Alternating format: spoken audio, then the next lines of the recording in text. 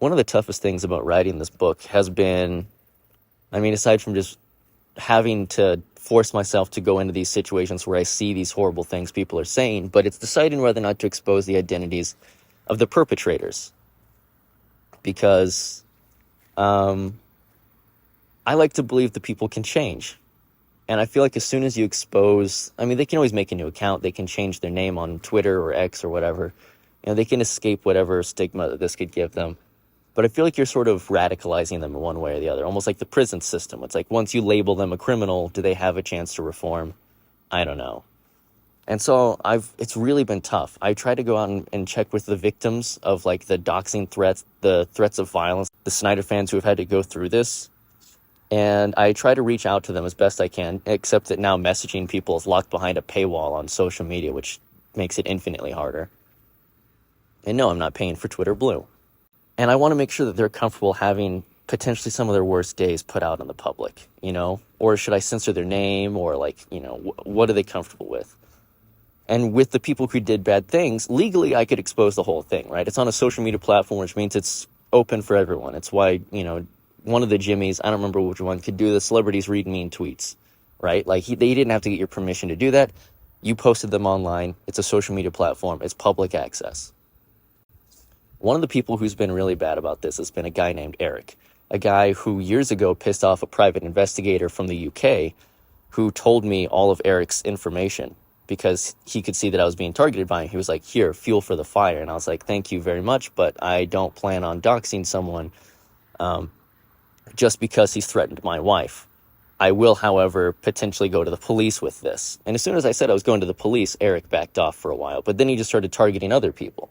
He threatened me and my wife. He threatened at least 7 other people that I personally know.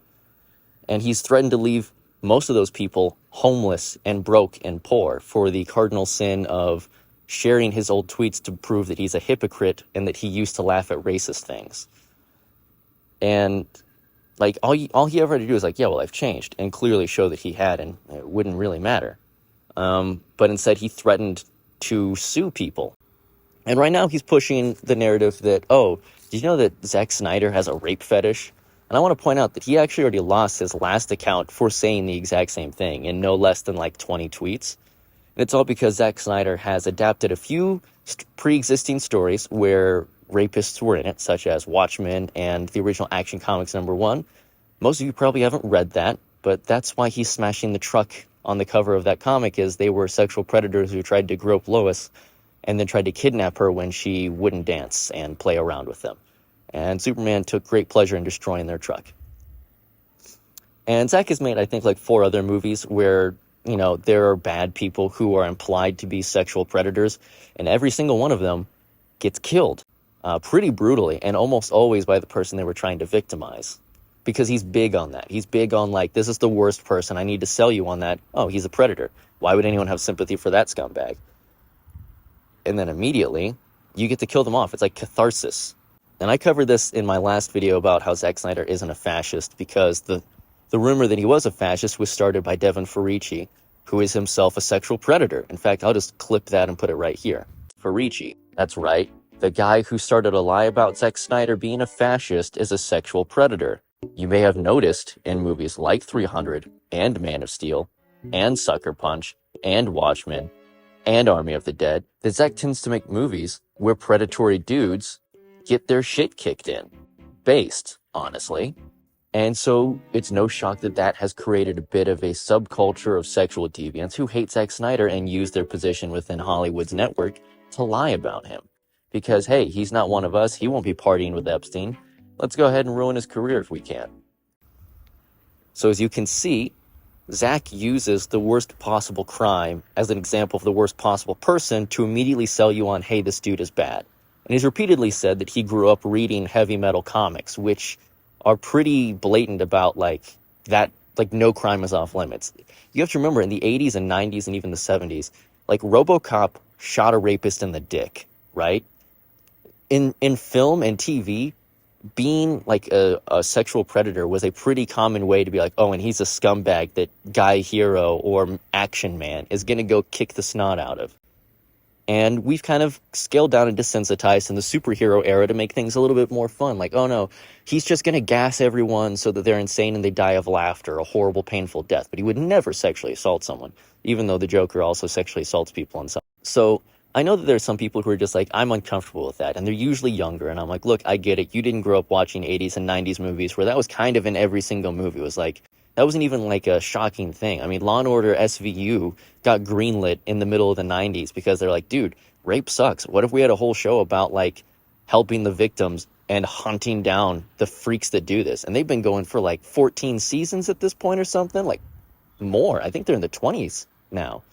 And no one's got a problem with Dick Wolf, which, yes, that's the name of the guy who is in charge of the Law & Order shows. I know, haha, get it out of your system. So, I don't understand the lie. I don't understand the need to perpetuate a lie that Zack Snyder has a rape fetish. If anything, he has a fetish for beating the ever-living shit out of rapists. And frankly, I think most of us do. It's why the second any celebrity is accused of being a rapist, we're all taken aback and like, please don't let that be true. That is the worst possible. That's horrible. I would rather them be embezzling or have like tried to rob a convenience store. Just like almost every other crime is more palatable than that, right? And that's real. That happens in real life. The Bill Cosby thing, the first thing everyone said was like, oh my God, please, that can't be true. That's terrible. And then it turned out to be true. And then the Epstein Island, and people kind of got desensitized to it. And it was like, Jesus, who isn't at this point? And that's another thing. These people who target Zack, they aren't doing it because they're like, well, we're a little worried that Zack might be a predator. No, they're upset because he made Superman movies a decade ago. James Gunn made a decade of social media posts, blog posts, and in real life comments about sexually assaulting his close personal friends and children. He then partied with no less than 3 or 4 sexual predators who have been convicted, I might add, and put one of them in his Guardians of the Galaxy movie and has been working with that guy for decades, despite the whole point of that guy's band being that they're pedophiles. That's their gimmick. So he put that guy in a children's movie at a red carpet event where kids will be there, because that seems like a totally safe thing. And if you think I'm making that up, he's also the guy who attended James Gunn's infamous sexual predator-themed party where he brought a girl he'd been grooming since she was 14 and sexually assaulted her. And if you want to argue against that, fuck you. That woman's sexual assault isn't up for debate.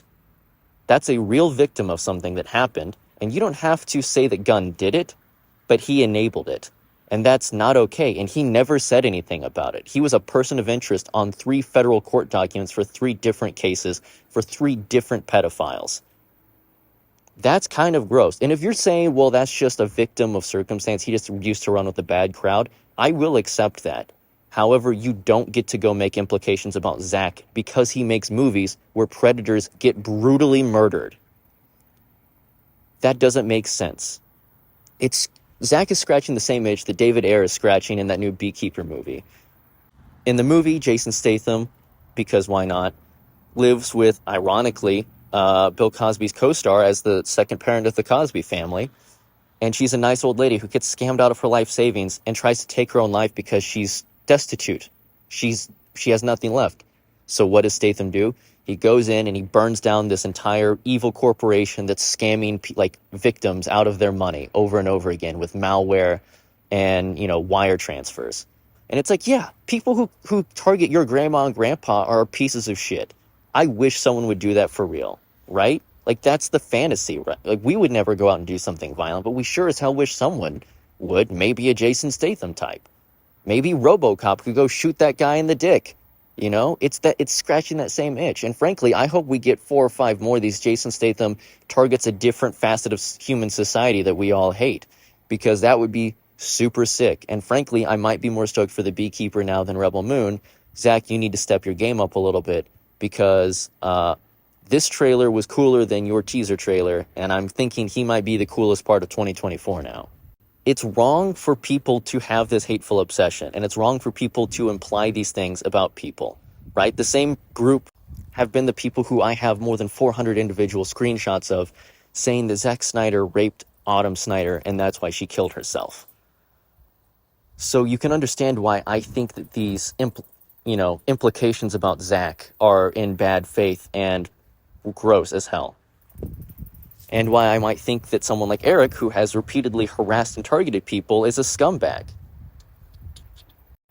And when I showed his tweets to two mental health professionals who don't really care about, they don't know Scorsese from Raimi. That's not their game. They don't care about directors. They don't care about superheroes. So they're sort of like a neutral party. And when I showed them his tweets, again, I have 400 screenshots of these people's rape threats, death threats, doxing threats, racism, sexism, religious persecution, and general toxicity. I'm not exaggerating. I just backed all of those images up last night to another hard drive, and that's how many there were. Technically, it was 426. They said that these people were displaying the same traits you see in a arsonist or a rapist: the need to control and the extreme overreaction and the fixation on someone who defies them. Those are common traits in both of those. They're often criminals who do one will do the other, or they escalate from arson to sexual assault. And that's not to say like the drunk Donald Trump type who's I don't think he would do arson. I think he's just a scumbag with no morals. But these are the people with the genuine mental problems, right? And I'm not saying that Eric is either of those. I'm just saying, according to two mental health professionals, a lot of the people in his comments section who are his followers, including himself, are displaying those types of traits of a hyperfixation and aggression and a desire to escalate and punish people for defying him. And I'm not a mental health professional, which is why I didn't make any assumptions. And personally, I think the guy's just living a miserable life and lashing out, and this is like his fixation. And I don't know if he is either of those things. I wouldn't claim that he is, but I do hope that he gets help, because this isn't right. And that's the reason I didn't give out his name when he was targeting people before, including my wife, including my friends. I didn't put him on blast like that. We're not in the game of escalation. Believe it or not, Snyder fans just want the right to be treated like an equal and not targeted and harassed with threats of violence and rape and doxing the second they say, well, I don't think the trunks are really that vital to Superman. I don't know, man. I can watch a movie without Jimmy Olsen. That's not a deal breaker for me. That shouldn't result in someone's livelihood being put on the line. So no one should be told that they're going to die homeless in a gutter because they called someone else out for being an annoying fan. That's just not normal. So no, Eric and all of your weirdo friends, Zack is not a rapist. He does not have a rape fetish. He has a fetish for brutalizing sexual predators, and so do I. So just keep that in mind and try to find a hobby. Again, Tai Chi, I hear it's very calming. Maybe candle making. I've heard good things. You can also use them as a crayon, if you so like. That's a 2-for-1 hobby. You see, unlike the people who hate us, I believe in giving people another chance to turn their lives around. So I'm not going to escalate. Go ahead, go have a nice life. Find something that fills you with joy. Go pet a puppy or a cat. If you're more of a cat person, you strike me as a cat person. Go find something in your life that doesn't make you so miserable. Stop lying. And all the victims of people like this, don't worry. Your story's going to be seen. And when the book comes out, if you weren't featured there because I didn't see your stuff, feel free to show it to the world, because you're not alone. You are not the only person that has gone through that. And it's not normal for people to feel fear for expressing their preferences on movies and fiction. That's not normal. These are superheroes. The people who gatekeep them should embody hope, optimism, and acceptance above all else. They shouldn't act like this. They shouldn't lie. And anyone else who wants to go and make assumptions and claims against Zack Snyder, you're barking up the wrong tree. And the fact that you aren't pointing in another direction tells me that you don't care about protecting the world from potentially bad people. You just have a vendetta against the guy who used to make DC movies.